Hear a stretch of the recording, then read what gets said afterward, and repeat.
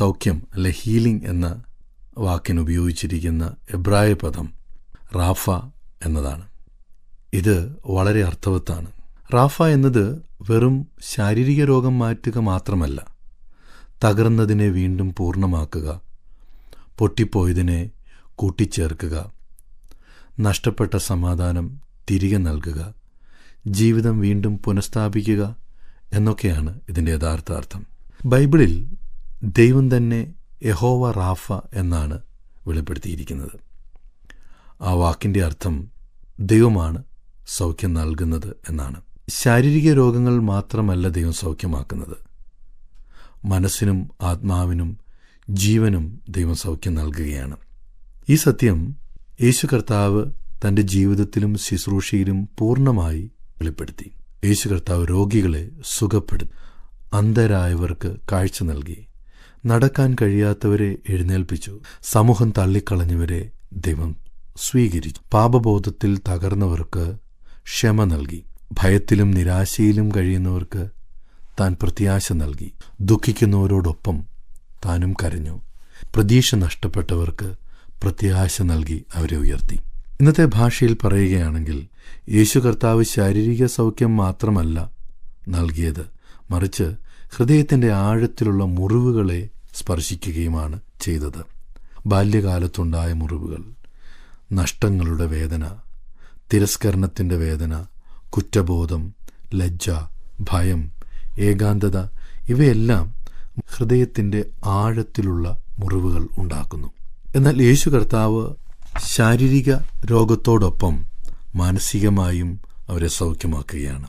തകർന്ന ഒരു പാത്രം ഒരു കുശവൻ തൻ്റെ കഴിവുകൾ കൊണ്ട് സൂക്ഷ്മമായി പുനർനിർമ്മിക്കുന്നത് പോലെ ജീവിതത്തിലെ തകർച്ചകളെയും ജീവിതത്തിൻ്റെ പ്രതിസന്ധികളെയും ദൈവം തൻ്റെ കരങ്ങളിൽ വീണ്ടും അത് മനോഹരമാക്കി പ്രത്യാശ തിരികെ നൽകുന്ന വാക്കാണ് റാഫ എന്നത്.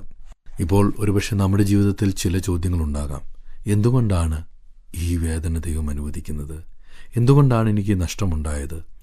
എന്തുകൊണ്ടാണ് ഈ കാത്തിരിപ്പ്?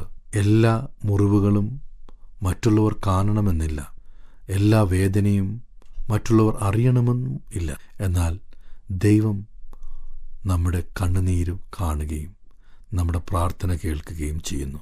പല വിശ്വാസികൾക്കും സൗഖ്യത്തിൻ്റെ യാത്ര ദൈവസാന്നിധ്യത്തിൻ്റെ അനുഭവത്തോടും പ്രത്യാശയോടും കൂടിയാണ് ആരംഭിക്കുന്നത്.